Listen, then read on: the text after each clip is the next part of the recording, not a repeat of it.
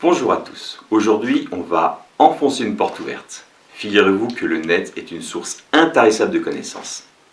Je sais, ça vous surprend. Alors justement, trop d'informations tuant l'information, je voudrais simplement vous proposer aujourd'hui une petite sélection, essentiellement de chaînes YouTube, mais aussi en fin de vidéo de quelques autres ressources qui sont vraiment de qualité. Alors je suis abonné à énormément de chaînes, beaucoup trop de chaînes, j'arrive pas à tout regarder. Il n'y a pas que la science, en ce qui me concerne, par exemple, je trouve aussi des ressources très intéressantes concernant la composition musicale, pareil, énormément, il y a énormément de choses. Aujourd'hui, on va parler essentiellement de science, c'est seulement de choses que je regarde, et je vais essayer de vous conseiller quelque chose de très bonne qualité. J'ai fait mon maximum pour élaguer, pourtant il y en a quand même quelques-unes. Voilà, j'espère que ça pourra vous profiter. C'est parti! Je voudrais commencer par la meilleure chaîne de maths que j'ai pu voir de ma vie. Pour moi, c'est quasiment ce qu'il y a de plus qualitatif sur YouTube dans le domaine. Il s'agit de Three Blue, One Brown, qui est le nom donc, de cette chaîne, qui vient d'une particularité génétique apparemment de son concepteur, c'est-à-dire qu'il a les deux yeux ou un œil, je ne sais pas, qui ont 3/4 de bleu et un quart de marron, d'où le logo. C'est ce que je connais vraiment de mieux. Il fait des animations et il explique avec une profondeur, c'est-à-dire qu'il m'a appris ce que je savais, il m'a appris des choses sur des concepts que je connais depuis 20 ans. Il m'a réappris ce que c'était profondément qu'un déterminant, qu'une transformée de Fourier, ce qui est gênant pour un physicien de ma part, mais disons que la manière qu'il a d'expliquer pourquoi est-ce qu'on l'a construisait comme ça est fantastique. Il est d'une profondeur incroyable. Si vous voulez une première vidéo pour appréhender cette chaîne, tout est merveilleux, mais je vous conseille par exemple celle-ci, The Hardest Problem and the Hardest Test, qui traite d'un problème qui était donné donc il explique rapidement l'historique. C'est un concours, on va dire, de maths, une olympiade pour être précis, qui est parfaitement mythique et dont le 6e problème est tous les ans absolument extrêmement difficile. J'ai vu d'autres vidéos sur le sujet. Celle-ci se pose très simplement. C'est très simple, vous prenez une sphère, vous prenez 4 points sur la sphère, ça vous fait un tétraèdre. Quelle est la probabilité pour que le centre de la sphère soit dans le tétraèdre? Problème extrêmement simple, qui peut être extrêmement difficile à résoudre, sauf qu'elle est proprement reformulée de manière de plus en plus claire jusqu'à ce que la réponse apparaisse évidente, ce qui est exactement ce qu'il fait. But can we extend this into the three-dimensional case? If you imagine 3 out of those 4 points just being fixed in place, which points of the sphere can the 4th one be on so that the tetrahedron that they form contain the center of the sphere? Just like before, let's go ahead and draw some lines from each of those fixed 3 points through the center of the sphere. And here, it's also helpful if we draw some planes that are determined by any pair of these lines. Now what these planes do, you might notice, is divide the sphere into 8 different sections, each of which is a sort of spherical triangle. So back to the zeta function. We have this infinite sum, which is a function of some complex number s, and we feel good and happy about plugging in values of s whose real part is greater than 1, and getting some meaningful output via the converging spiral sum. So to visualize this function, I'm going to take the portion of the grid sitting on the right side of the complex plane here, where the real part of numbers is greater than 1, and I'm going to tell the computer to move each point of this grid to the appropriate output. It actually helps if I add a few more grid lines around the number 1, since that region gets stretched out by quite a bit.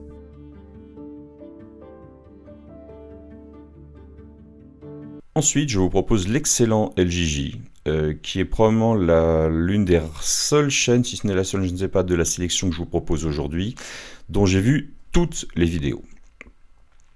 Ne vous fiez pas forcément aux petits indicateurs de vue. Parfois, j'étais pas connecté sous mon compte, mais j'ai vu toutes les vidéos. Il est très bon, il fait des vidéos relativement courtes, il s'attaque à des sujets d'un bon niveau, mais qu'il est capable de rendre accessible. Donc c'est vraiment, il fait quelque chose de très court, d'un format très court. Bon, bien entendu, lorsqu'il affirme 2 minutes, c'est une boutade, parce que ça ne tient jamais en 2 minutes, et c'est tant mieux d'ailleurs. Mais c'est vraiment de la qualité. Si vous voulez une première vidéo pour appréhender cette chaîne, je vous conseille le rigolo Théorème de Futurama. Le 19 août 2010, la chaîne américaine Comedy Central diffuse Le Prisonnier de Benda, 10e épisode de la 6e saison de Futurama, la 2e série de Matt Groening après les Simpsons. L'épisode est exceptionnel puisque, pour la première fois à la télévision, une intrigue est résolue à l'aide d'un théorème avancé de la théorie des groupes. Il faut dire que le producteur de la série est David X. Cohen, diplômé en informatique théorique à l'Université de Californie, et que l'épisode en question a été écrit par Ken Killer, diplômé à Harvard en mathématiques appliquées. Ça tombe bien, j'ai 2 minutes pour en parler.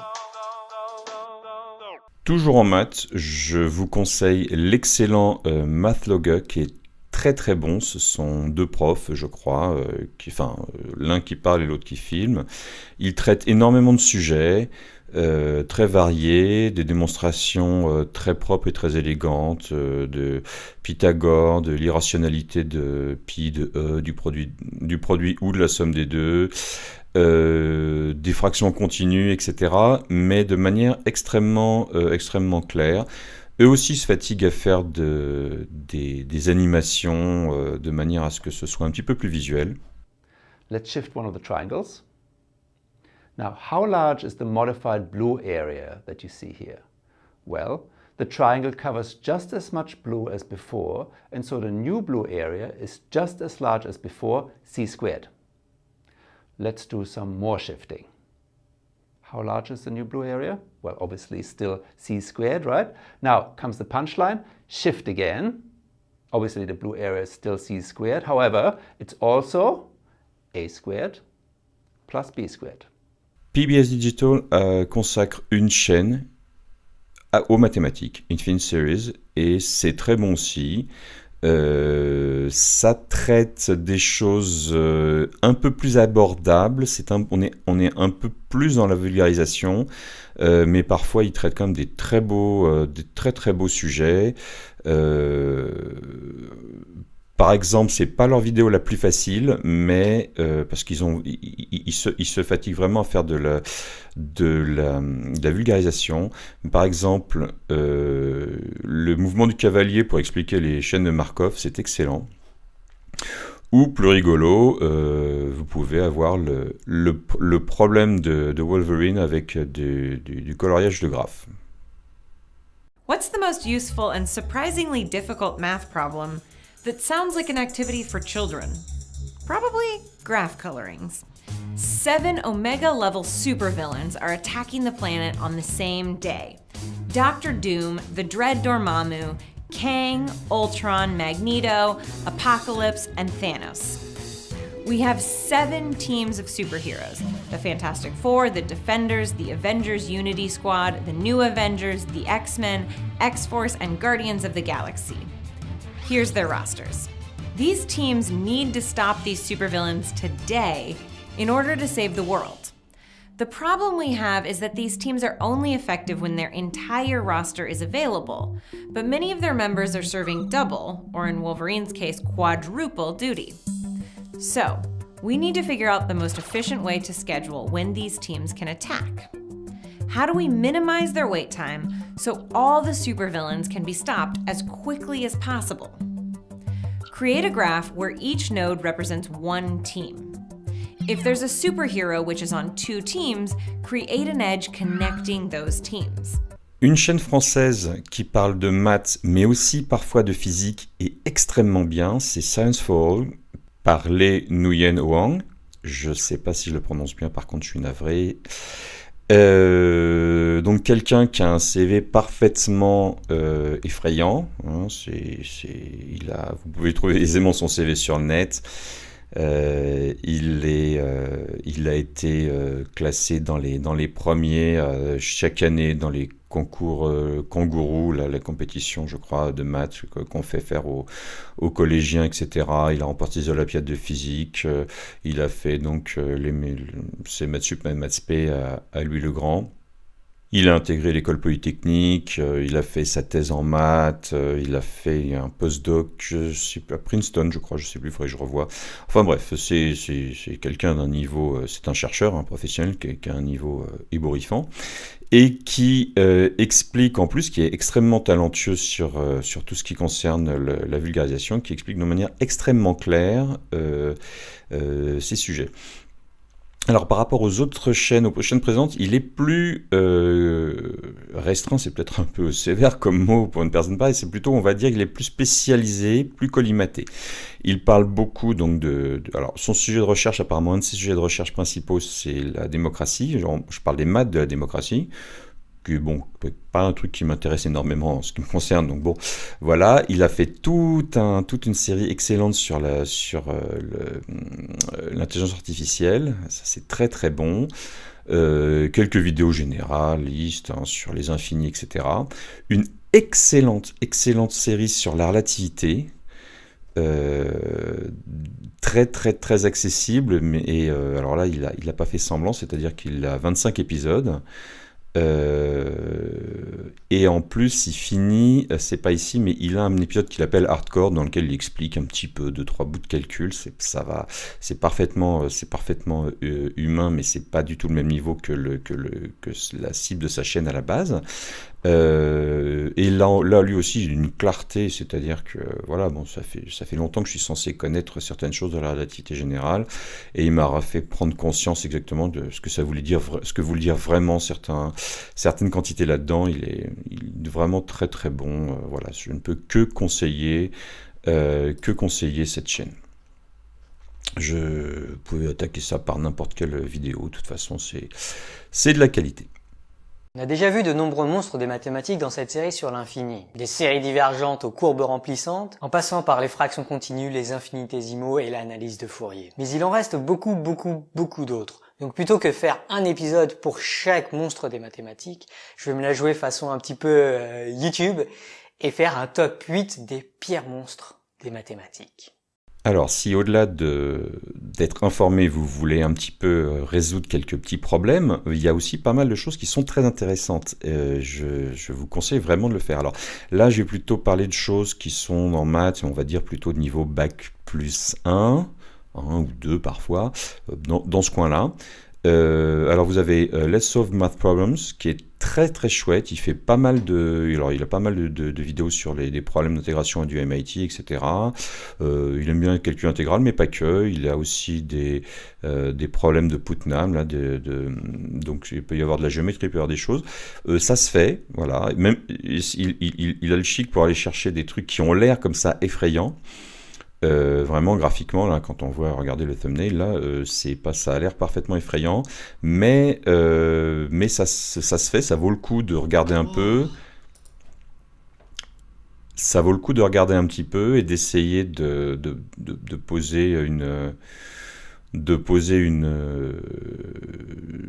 mettre la vidéo en pause, de prendre un papier, un crayon, un stylo, d'essayer, et puis si on y arrive, on y arrive, on n'y arrive pas, on suit.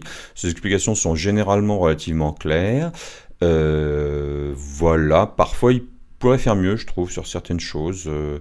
Je crois qu'une fois, je lui ai droppé un petit commentaire sur un truc qui compliquait un poil, mais enfin ses explications sont très bien, et puis il va chercher des chouettes trucs. Si vous voulez en commencer par une rigolote, par exemple, vous avez celle-là, elle est parfaitement effrayante quand on la regarde, et en fait, c'est assez rigolo parce que c'est pas difficile du tout, c'est beaucoup plus facile en tout cas que ce que pourrait laisser penser l'écriture du départ.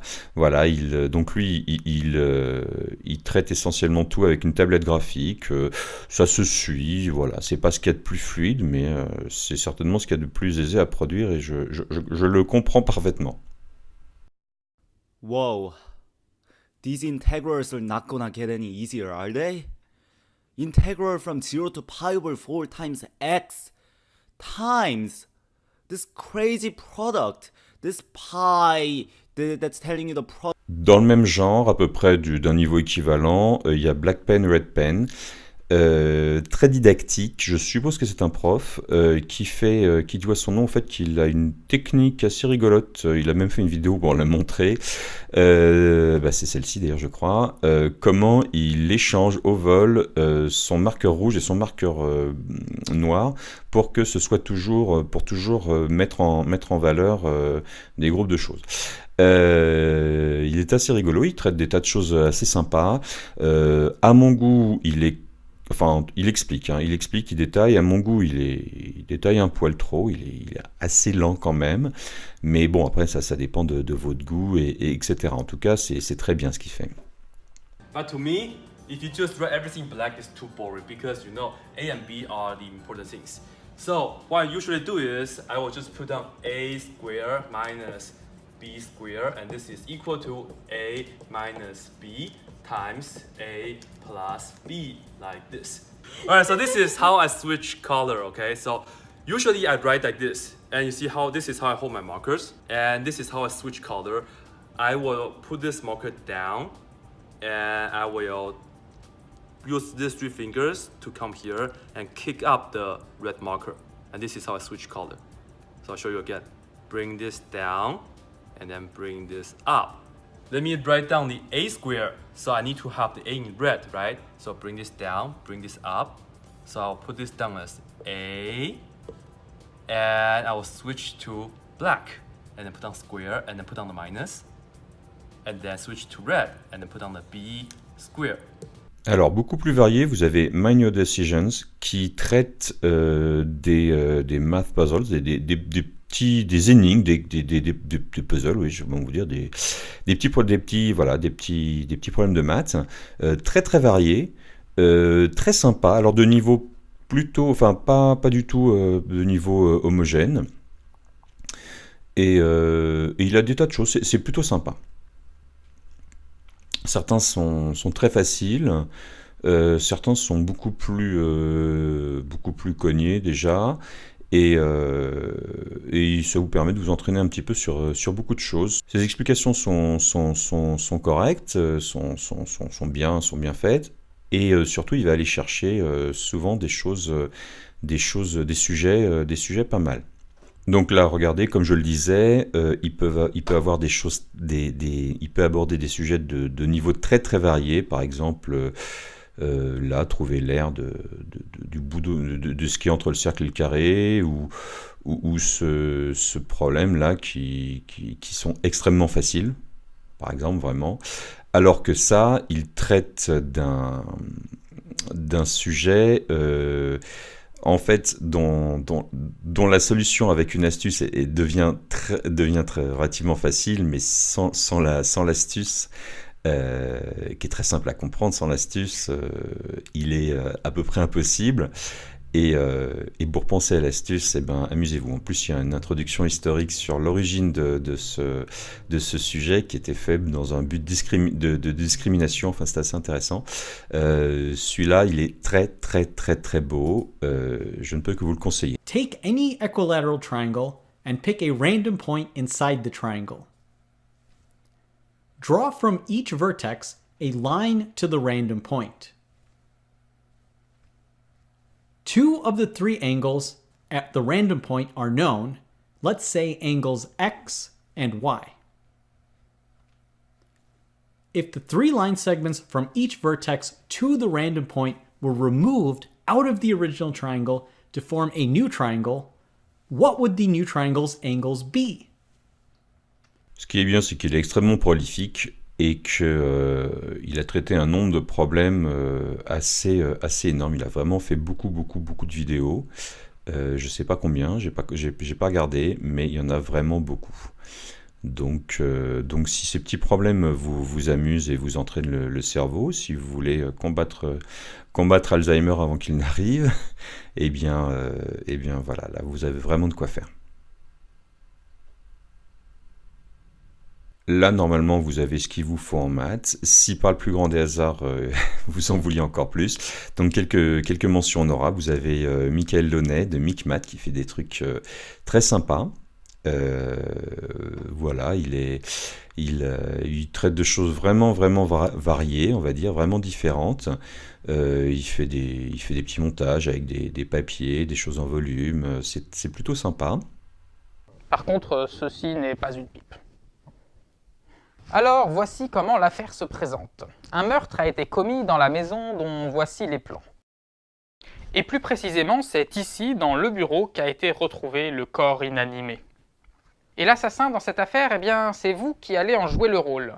Juste après votre crime, vous vous trouvez donc encore dans le bureau, mais vous pouvez vous déplacer à votre guise dans la maison. Et mon objectif à moi, c'est de vous coincer. Et vous avez Numofile qui traite de sujets très variés aussi, qui est très informatif et qui fait, il y a pas mal d'intervenants et qui a de très bonnes choses. Là, ça tape dans tous les sens et sur tous les sujets et c'est vraiment très chouette aussi.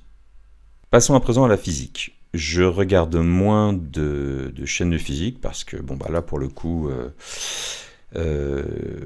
je suis plus informé, on va dire, enfin, ayant un doctorat d'astrophysique, je vais moins chercher d'informations sur la physique que sur d'autres domaines scientifiques. Donc, je vais vous en conseiller quelques-unes, mais là, il y en aura beaucoup moins. Alors, commençons par du très qualitatif. Enfin, de toute façon, je vous propose que du très qualitatif, bien entendu. Mais vraiment très, très, très bon. Vous avez Physics Video by Eugène ça, là, voilà, que Krotoshnyanski. Je suis navré, j'espère qu'il ne tombera jamais sur cette vidéo en français, sachant qu'il est anglophone. Il se fatigue à faire des animations vraiment, vraiment complètes. C'est profond, c'est bien fait, vraiment les yeux fermés, enfin ouvrez les yeux pour regarder les vidéos, mais je veux dire, réfléchissez pas pour y aller, c'est très très bon. Si vous en voulez une pour démarrer, alors si vous connaissez un petit poil de physique, un petit peu de gravité, un petit peu, voilà, les lois de Newton, des idées très générales sur la relativité générale comme ça, de très loin. Vous pouvez par exemple aller regarder la vidéo sur le gravito-électromagnétisme. Je l'ai vraiment bien aimée, celle-là, et je l'ai trouvée extrêmement profonde. Just as magnetic fields are produced by moving charges, the new type of gravitational fields are produced by moving masses in the same way, but with the direction of the fields for positive charges reversed from the direction for positive masses.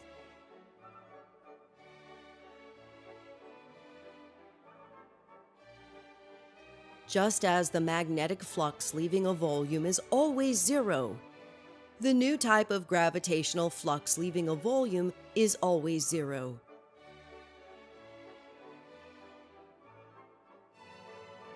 Alors ensuite, une chaîne relativement inconnue, en tout cas la plus petite des chaînes que je vous propose, Alain Bernard.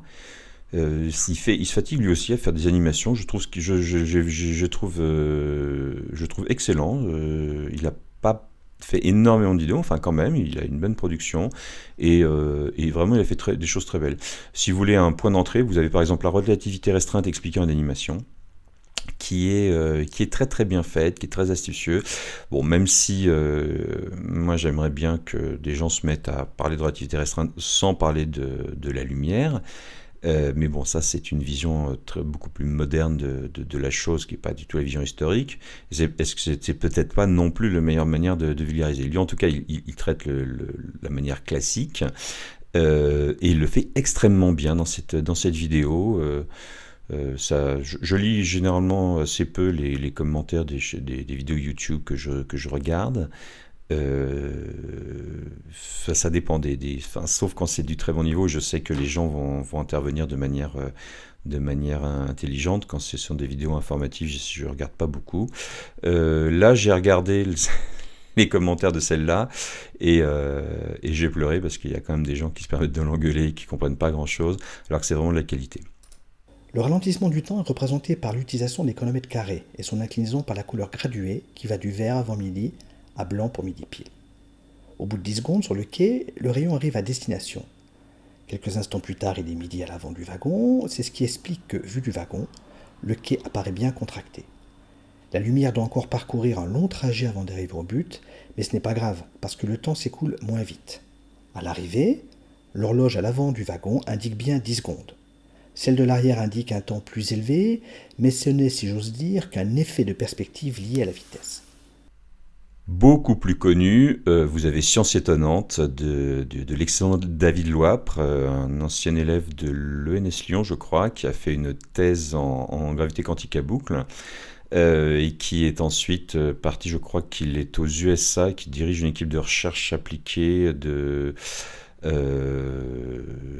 Saint-Gobain. C'est bien Saint-Gobain.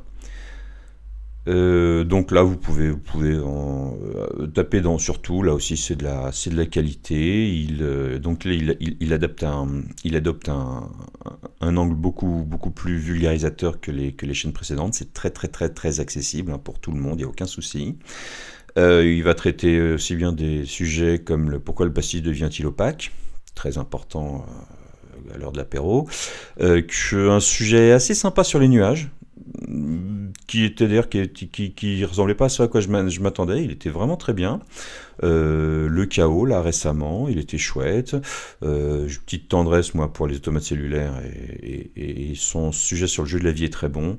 Voilà, vous pouvez taper dans tout. Vous avez sa vidéo sur la gravité quantique à boucle, qui est vraiment intéressante à regarder si vous voulez savoir de quoi ça parle, dans la mesure où c'était quand même le sujet de sa thèse, donc il connaît vraiment bien le sujet.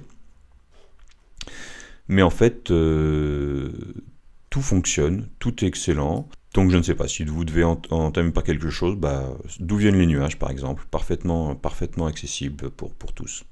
Alors un petit mot quand même pour vous expliquer ce qui se passe au niveau microscopique. On a dit que quand on atteint 100% d'humidité relative, l'évaporation cesse. On a un peu l'impression qu'à la surface de la bassine, les molécules se passent le mot du genre « Ah ça y est, il fait 100% d'humidité, on arrête de s'évaporer ». Alors non, c'est pas comme ça que ça se passe. En permanence, des molécules d'eau s'échappent de la surface, s'évaporent. Et plus la température est élevée, plus c'est le cas. Et à l'inverse, en permanence, des molécules d'eau de l'air viennent se condenser à la surface. Et ce, d'autant plus que l'air est humide. Et quand l'humidité de l'air atteint 100%, c'est le seuil où les deux flux se compensent. Enfin, comme petite chaîne sympa aussi, enfin petite chaîne, c'est une grosse chaîne, hein, je veux dire, mais vous avez Minutes Physics. Il est c'est pas mal du tout, et j'attends avec une grande impatience ce que va donner sa série sur la relativité restreinte. Son teaser donnait énormément envie, donc là il a commencé avec les diagrammes d'espace-temps, très accessible, extrêmement accessible. Il y a qu'à le suivre, hein. Il n'y a pas du tout besoin d'avoir un niveau, d'être capable de faire des maths ou quoi que ce soit.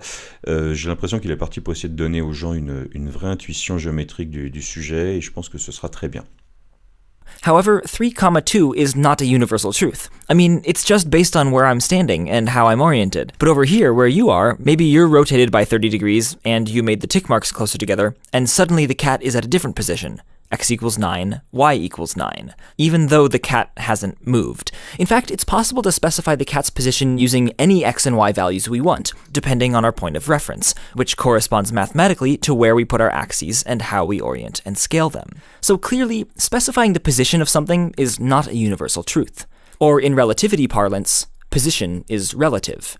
Si votre niveau est plus élevé, n'oubliez pas qu'il y a énormément de choses de très haut niveau aussi sur le net, y compris sur YouTube. Par exemple, l'Institut des hautes études scientifiques, j'ai regardé quelques petites choses dessus. Vous avez aussi bien des maths que de la physique. Vous avez même Cédric Villani qui a toute une série justement sur la théorie synthétique, sur la théorie synthétique de la courbure de Ricci, j'ai commencé à regarder, il faut que j'avance.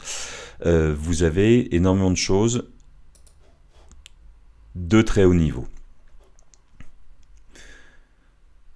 De la même manière, n'oubliez pas qu'énormément de cours universitaires sont en ligne. Si vous avez un dieu en relativité générale, en théorie quantique des champs, ce que vous voulez, dites-vous que ces cours sont peut-être bien en ligne. Vous pouvez apprendre la théorie quantique des champs avec Z, la relativité générale ou la théorie quantique des champs aussi d'ailleurs avec Pat Manaban, que j'aime beaucoup aussi.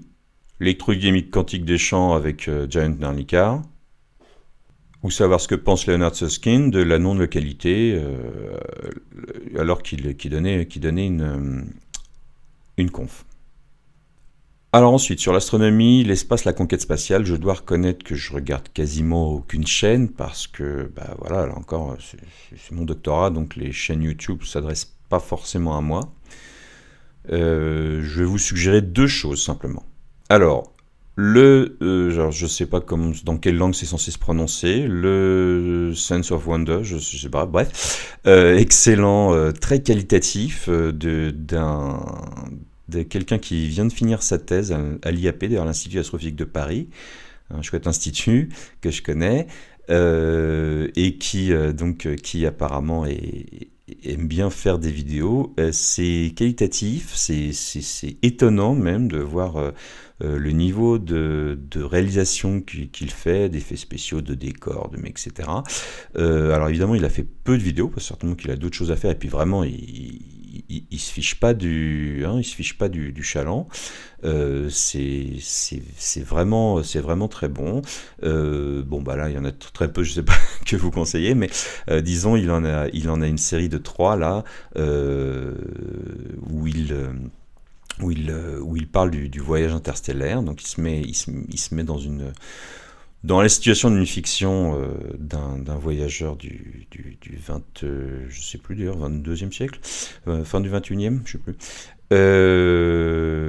Ah bah non, c'est écrit là, pardon, du 27e, qui va coloniser Proxima, et c'est vraiment très chouette. Il explique beaucoup de choses sur un poil de physique par-ci, un poil d'histoire de l'astronautique par-là, les projets, c'est très bien fait, et c'est un vrai plaisir à regarder. Parce que simuler la gravité par rotation a tendance à produire des effets assez curieux quand on n'y est pas habitué, comme la force de Coriolis, par exemple. C'est le fait que des objets qu'on jette très haut, enfin vers le centre de la roue, n'ont pas l'air de retomber en ligne droite, comme si une force mystérieuse agissait sur les objets en mouvement.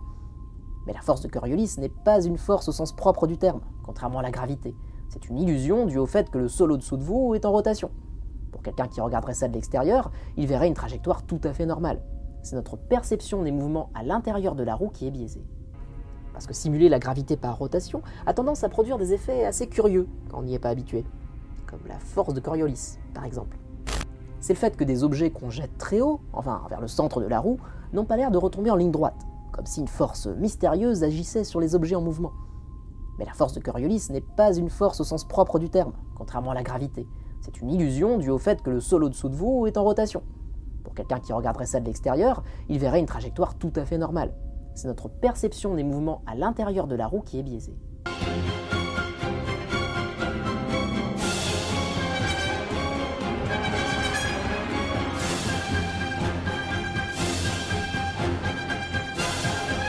Et pour suivre les news spatiales, je peux vous conseiller la chaîne de Florence Porcel, qui est quelqu'un qui avait très gentiment répondu à mon appel à l'époque lorsque j'ai sorti le livre sur l'originalité.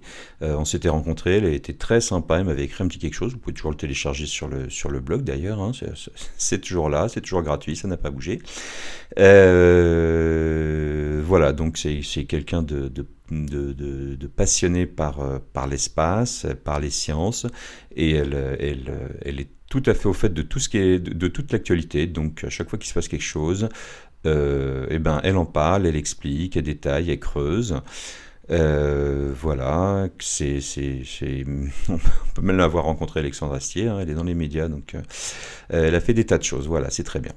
Plus récemment, New Horizons a survolé Pluton, après Jupiter et quelques-unes de ses lunes qu'elle a croisées en chemin aussi. Et le 1er janvier 2019, elle survolera le corps le plus lointain jamais exploré. Donc du coup, les sondes spatiales qui prennent des mesures quand elles passent à côté des corps célestes, elles continuent tout droit ensuite à la même vitesse. Voyager 1, par exemple, elle est à 20 milliards de kilomètres de nous, là. Pour les thèmes autour de la biologie, je suis pas un expert, mais je vous en conseillerais au moins une. Je vous conseillerais au moins une chaîne qui est Dirty Biology, qui, comme son nom ne l'indique pas, est une chaîne française. Le youtubeur qui tient ça est excellent. En plus, il a une bonne tête, hein, pour vous, mesdames, ça vous plaira certainement. Et c'est de la qualité. Si je dois vous conseiller une vidéo d'entrée, vraiment, celle-ci, Les origines de la richesse, est une excellente étude. Voilà, ce sera 22 minutes que si vous investissez 22 minutes là-dedans, elles seront vraiment pas perdues. Ce groupe de riziculteurs se synchronise afin de planter, cueillir et inonder les champs en même temps. Ce dispositif a un but. Il permet de réduire drastiquement les parasites en remplissant d'eau tous les champs d'une région simultanément. Avec leur source principale de nourriture qui disparaît soudainement sous l'eau sur une surface de plusieurs dizaines de kilomètres carrés, les parasites ne peuvent pas échapper à leur sort. Les agriculteurs peuvent alors replanter avec un nombre de ravageurs largement plus réduit. L'anthropologue Stephen Lansing a étudié les soubacs et grâce à une approche originale de simulation, il a pu montrer que ce système de synchronisation pouvait émerger spontanément dès lors que les riziculteurs tentaient de se copier les uns les autres. Si mes voisins ont du succès, je vais tenter d'inonder mes champs en même temps qu'eux, et de proche en proche, tout le monde finit par adopter le même rythme, dont tout le monde profite au final. Bref, les balinais ont spontanément adopté un système qui leur permettait d'extraire de grandes quantités de nourriture de leur sol, et ce très tôt au cours de leur histoire. Si vous vous intéressez un petit peu à la linguistique, vous avez Linguistiquer, qui est très sympa aussi. Je ne suis pas du tout un expert en linguistique, hein, mais c'est un sujet que j'aime bien et il me semble que ce qu'il fait est de qualité. Si vous devez attaquer par une vidéo, ça pourrait être celle-ci. J'ai créé une langue pour une série. Le youtubeur a réellement été contacté donc, par je crois de me souvenir que c'était une mini-série de Canal, je crois, dans lequel il devait donc créer une langue artificielle, un peu comme le parler elfe de Tolkien ou des choses comme ça. Et il s'y est collé, il explique un petit peu, grosso modo, comment il s'y est pris, c'est assez intéressant. Un essif pour dire l'état dans lequel on se trouve, et surtout un aversif qui peut servir d'oblique. Donc là c'est un peu technique, mais en gros, les mortels peuvent utiliser une déclinaison particulière des mots pour désigner ce qu'ils craignent ou ce qu'ils doivent craindre. Globalement, pour un mortel, ce qu'ils doivent craindre, c'est l'immortel. Ce sont les démons. Ça montre vraiment, du coup, qu'il y a une opposition entre les immortels et les mortels et qu'une classe est supérieure à l'autre. Selon moi, c'était aussi quelque chose d'assez intéressant à montrer par la grammaire. Deux chaînes sur des sujets très variés que je ne peux que vous conseiller, c'est In a Nutshell, qui se dit en allemand... voilà, c'est ça, Kurzgesatz, je parle pas allemand, je suis navré. C'est très bon, les types font des animations en Adobe After Effects, ils se donnent vraiment beaucoup de mal. Maintenant c'est une équipe, hein, ils traitent des tas de choses, c'est extrêmement accessible, hein, c'est pour tout le monde, il n'y a pas de souci là-dessus, et c'est très varié. Alors, je sais pas, si vous voulez une première vidéo, c'est vraiment une question de goût, parce qu'il traite des choses qui n'ont rien à voir. Moi, avec mes goûts, je vous suggérerais le Pardus Fermi. Are we the only living things in the entire universe? The observable universe is about 90 billion light years in diameter.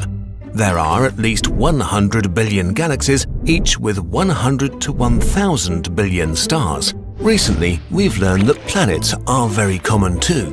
And there are probably trillions and trillions of habitable planets in the universe, which means there should be lots of opportunity for life to develop and exist, right? But where is it? Shouldn't the universe be teeming with spaceships? Let's take a step back. Et Crash Course, qui est aussi une chaîne de PBS Digital Studio, si mes souvenirs sont bons, qui, pareil, alors, vous avez des playlists, là, allez directement sur les playlists, et selon ce qui vous intéresse, là, c'est complet, enfin, il y a pas mal de choses, des statistiques, jusqu'au théâtre, histoire du monde, etc., la mythologie, la sociologie... l'informatique, c'est varié. Vraiment, il y a de la biologie, de l'écologie, il y a de tout. Là, pour le coup, vous avez l'économie, enfin, c'est un truc... alors, ce sont des petits clips très courts qui expliquent des choses assez claires. Ça va pas dans des profondeurs surréalistes, mais ça informe très bien et c'est du bon. Je fais un petit détour par l'histoire, on va classer ça dans les sciences humaines, hein. C'est vrai que je parle pas tellement d'histoire sur cette chaîne, mais je vais je suis pas un expert, hein, mais je conseille quand même une chaîne qui est Nota Bene, dont le taulier est excellent. Il va vous parler aussi bien de mythologie que de stratégie guerrière, c'est très très très complet. Il est drôle, il a une culture incroyable. Pour l'instant, c'est la seule chaîne à laquelle j'ai une fois fait un petit don, un petit remerciement, Tipeee ou Patreon, je sais plus sur quoi il est. Faudrait que je m'y mette à en faire en me donner un petit peu d'autres. Il est extrêmement large dans ses sujets, vraiment. Il aborde d'un peu tout. Voilà, je pense pas vraiment prendre de risque en disant que vous serez pas déçus si vous regardez un peu sa chaîne. Certains pensent que l'amiral aurait poussé la chose légèrement plus loin, tout d'abord vers l'Australie, puis vers l'Afrique du Sud, en passant par le Cap de Bonne-Espérance, et enfin vers l'Amérique qu'il aurait découvert près de 80 ans avant Christophe Colomb. Le tout reposant parfois sur des cartes retrouvées qui ont été copiées sur des originales, qui datent de l'époque de « mon cul sur la commode, rien n'est prouvé, les cartes sont bidons » et la plupart des historiens préfèrent saluer l'extraordinaire destinée de l'amiral Zheng He plutôt que de tergiverser pour savoir s'il a posé les pieds sur Mars.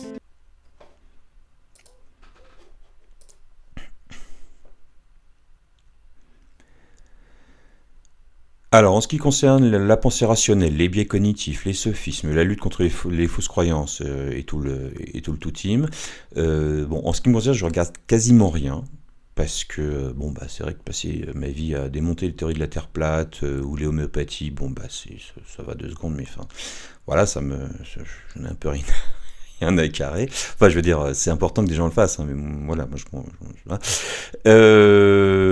un autre truc aussi qui peut parfois me déranger dans ces vidéos, c'est que c'est assez proche de mouvances comme les actuels groupes de zététique qui ont des intérêts mais aussi des gros défauts, selon moi. On fera une vidéo sur le sujet ultérieurement. Mais voilà, donc c'est pas mon sujet de prédilection. Néanmoins, je vais vous conseiller deux excellentes chaînes quand même, parce que j'ai un petit peu regardé il y a pas dans l'année, hein, mais j'avais un petit peu regardé. Donc il y a 2 très bonnes chaînes et que je peux vous conseiller sur le sujet. Commencez par La Tronche en biais, dont le titre en forme de jeu de mots fait référence bien entendu au biais cognitif. Donc il est devenu assez connu, je crois, même médiatiquement. Donc voilà, il fait plutôt de la qualité, cet homme-là, même si c'est pas trop mes sujets. Le peu que j'ai vu me paraissait assez clairement qualitatif. Et aussi, dans le même genre, hygiène mentale. Voilà, donc beaucoup de démontage de fausses croyances, tagada avec raisonner, douter, etc. C'est du qualitatif. Donc voilà, je voudrais finir cette petite vidéo en rappelant que le net ne se résume pas à YouTube et qu'il y a aussi d'autres ressources. Alors je vais essayer d'être assez rapide. Il est devenu relativement à la mode chez les bons youtubeurs scientifiques de recommander Brilliant, et avec raison. Un certain nombre d'entre eux d'ailleurs ont un petit programme d'affiliation. Ils vous proposent une petite réduction si vous vous abonnez par eux. Il doit y avoir une petite commission, je suppose. Bon, malheureusement pour moi, je m'étais abonné avant de me rendre compte que tout le monde le suggérait et proposait une petite réduction. C'est pas grave, je trouve que ça doit coûter, je sais plus, 70 balles pour l'année ou un truc comme ça. Ça les vaut largement, mais surtout, de toute façon, partez pas en courant. Hein. Je suis abonné, mais vous pouvez. Il y a énormément de contenu gratuit de toute façon. Donc là, le but du jeu, c'est alors vous avez des petits problèmes. Et vous avez carrément ce qu'ils appellent des cours sur des tas de sujets, des sujets de mathématiques, de physique, où ils expliquent des choses, mais par contre là on n'est pas dans l'exposé, c'est-à-dire qu'ils vous posent des questions, vous devez répondre, vous cliquez, c'est des questions à choix multiples, ou parfois il faut taper un résultat. Il a une bonne état d'esprit, c'est-à-dire que à chaque fois que vous vous plantez, il vous rappelle que le fait de se tromper, ça fait partie du processus, et que c'est bien, et que c'est pas grave, et une chose que l'école fait pas toujours, le droit à l'erreur. Enfin, plus vous trompez, plus vous avancez. Hein, c'est si vous voulez pas vous tromper et que vous répondez à rien, vous faites pas, que vous n'avancez pas. Donc bon état d'esprit, bon cours, de niveaux variés, il y a de tout, du facile, du moyen, du avancé. C'est très chouette, et vous avez les practices, donc pas mal sont gratuits. Ils vous posent des questions, des petits puzzles, des énigmes. Je vous dis, il y a de la chimie, de l'informatique, des maths, de la physique, le magnétisme, de la finance, des maths financières, tout ça. Et vous avez des choses débutants, intermédiaires, avancées. Vous pouvez me recevoir dans votre mail la petite question du jour, et puis quand vous cliquez dessus, ça vous emmène sur le site pour répondre. Il y a une impressionnante communauté de gens qui proposent des solutions alternatives en dessous de chaque. Donc, vous pouvez demander, même si vous avez bien répondu, vous pouvez cliquer et demander à voir un peu la discussion sur le sujet. Il y a des gens qui ont des solutions alternatives achetement intelligentes. Enfin, super communauté, donc c'est excellent. Au passage, je ne suis pas affilié, je touche pas un radis si vous y allez. D'ailleurs, je vous file pas de lien particulier. Voilà, c'est vraiment que c'est très bien. Il y a aussi, mais je ne peux pas croire que vous ne connaissiez pas de toute façon, les conférences TED. J'aimerais bien même y aller en physique à un TEDx quelconque un jour, mais bon, c'est pas donné, et ça vaut le coup très probablement. En tout cas, les conférences qui sont bien entendu mises gratuitement en ligne, c'est quelque chose d'énorme. Je ne sais pas combien de milliers il doit y en avoir. Et avec des intervenants de qualité, vraiment, il y a de tout. Vous avez des astronautes, des pointures en neurochirurgie, de tout, vraiment. Je vois pas bien ce qu'ils couvrent pas. Regardez, ça c'est la liste des sujets, enfin des tags qui peuvent orner des vidéos. Voilà, des économistes, des spécialistes de l'éthologie, de l'ethnologie, il y a de tout, y compris des explorateurs, enfin bref. C'est des conférences avec un format connu et efficace. Bon, à un moment, on finit par capter d'ailleurs un peu comment ça marche, mais si vous avez un jour à faire une présentation de quoi que ce soit en public, surtout inspirez-vous bien de ça, parce que c'est très très très bien fait et très efficace. Voilà, donc la conférence TED, un grand classique, ça m'étonnerait que je vous apprenne grand chose sur le sujet. Mais vous avez aussi les MOOC, les cours en ligne. Vous avez énormément de ressources gratuites qui vous proposent de suivre le cours et éventuellement de payer avant ou en cours ou à la fin si vous le décidez, si vous voulez avoir un certificat officiel d'accomplissement du cours et puis du fait d'avoir réussi les heures d'examen en ligne, quoi. Et si vous voulez vous en vanter sur LinkedIn ou sur votre CV, et sinon c'est gratuit. Énormément de choses sont gratuites et vous avez beaucoup de choses. Vous dépasserez pas facilement le niveau premier cycle universitaire sur un MOOC gratuit, à ma connaissance. Ça va être niveau généralement, si vous avez besoin d'étudier des choses au-delà d'un niveau, on va dire Bac plus 1, 2, 3, enfin peut-être, je ne sais pas, 1 ou 2 quoi. Ça vous n'aurez pas. Enfin, en tout cas, j'ai pas vu. Mais par contre, si vous voulez, vous pouvez faire. Il y a de la musique, vous pouvez vous intéresser à la mécanique spatiale, enfin les MOOC c'est tout, vraiment n'importe quoi qui puisse s'enseigner en fac, vous le trouvez en MOOC, quelle que soit la fac, de langue, de littérature, de ce que vous voulez. Mes deux sources de MOOC principales sont Coursera, donc il est inutile que je vous déplie la liste de ce qui existe, l'intelligence artificielle, à l'histoire, à la littérature médiévale, en passant, enfin voilà, vous pouvez avoir de à peu près de tout et n'importe quoi, du business, des sciences sociales, de tout et de n'importe quoi qui puisse enseigner à la fac, grosso modo vous avez un cours dessus. Et l'autre, c'est EDX, c'est d'ailleurs une sorte d'agrégateur de contenu. C'est une plateforme sur laquelle le MIT, Harvard, Berkeley, voilà, et tout ce que vous voulez, mettent des cours en ligne. Dire c'est une bonne pub derrière parce que derrière vous avez aussi des cycles avancés, des cycles payants. Et rien que le contenu gratuit est super. Par contre, attention, les MOOC c'est plus facile de s'y inscrire que de les finir. Là, il s'agit de choses de cours qui vous demandent quelques heures par semaine, mais ça peut être pendant 4 semaines, pendant 2 mois, pendant 4 mois. Donc c'est plus facile de s'inscrire que d'aller jusqu'au bout d'un MOOC. Mais en tout cas, vous pouvez piocher là-dedans, c'est énorme. Et donc, il n'y a pas que YouTube. Et enfin, en ce qui concerne la Big History, je vous conseille le projet Chronozoom. C'est une plateforme qui a été mise à disposition. Donc vous pouvez, je crois, j'ai pas cherché, mais je crois que vous pouvez vous-même créer quelque chose facilement et remplir, utiliser l'outil. Mais rien que si vous regardez les gens qui ont déjà utilisé l'outil, qui l'ont rempli, il y a des choses fantastiques. Alors je vous parlais de Big History, je vous suggère d'aller sur l'outil rempli, on va dire, rempli avec les données de Big History. C'est un truc de malade mental. Donc vous cliquez, il charge et c'est un système de zoom où ils vous mettent des petites pastilles dans lesquelles, si vous cliquez, vous avez des informations. Ils vous zooment et vous zoomez. Donc vous avez pas mal d'informations à explorer.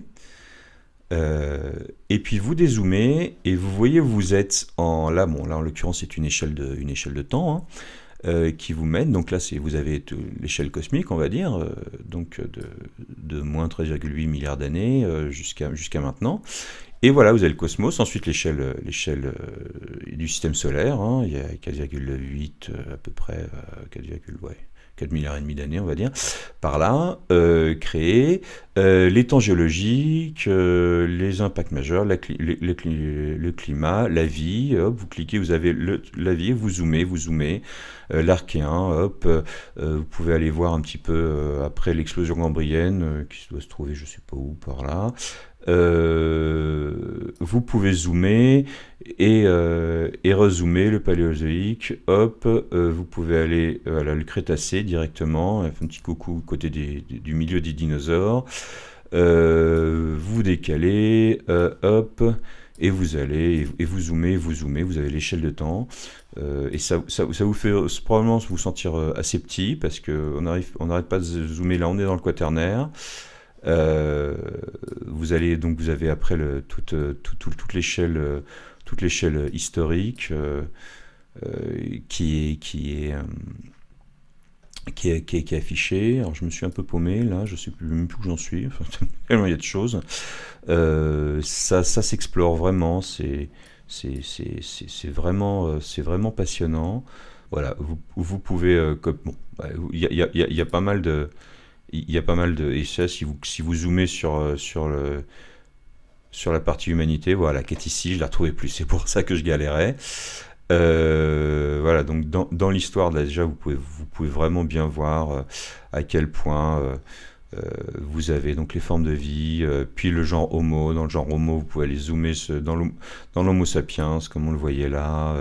De l'Homo sapiens, vous allez pouvoir, sur la partie un peu historique, de l'Homo sapiens, dans lequel vous avez l'histoire grecque, l'histoire babylonienne, et puis vous zoomez, vous allez vous retrouver à la révolution industrielle, ce qui doit être par là, je crois, si je me souviens en ce moment, ouais, c'est ça. Et vous zoomez, enfin, c'est incroyable. Et bien entendu, là, je fais que zoomer, mais à chaque fois, vous avez beaucoup d'informations. Les émeutes en Angleterre par exemple, etc., avec des ressources bibliographiques si nécessaire. Voilà, c'est un très très beau projet, vous pouvez vous paumer dedans pendant des heures, c'est passionnant. Voilà, et bon, j'ai fait le tour, je peux pas vous conseiller bien entendu d'aller trouver un site incroyable qui regorge tous les bouquins universitaires et de recherche que vous pouvez imaginer au moins sur la physique, mais sur d'autres sujets, parce que bien entendu c'est du piratage et que c'est illégal. Donc si vous avez connaissance de ça, utilisez-le, mais c'est mal. Et puis sinon, c'est pas grave, il y a déjà beaucoup de choses légales qui se trouvent sur le net. Donc ne perdez pas une occasion pour apprendre, pour comprendre et pour avancer. Et je vous dis à la prochaine fois.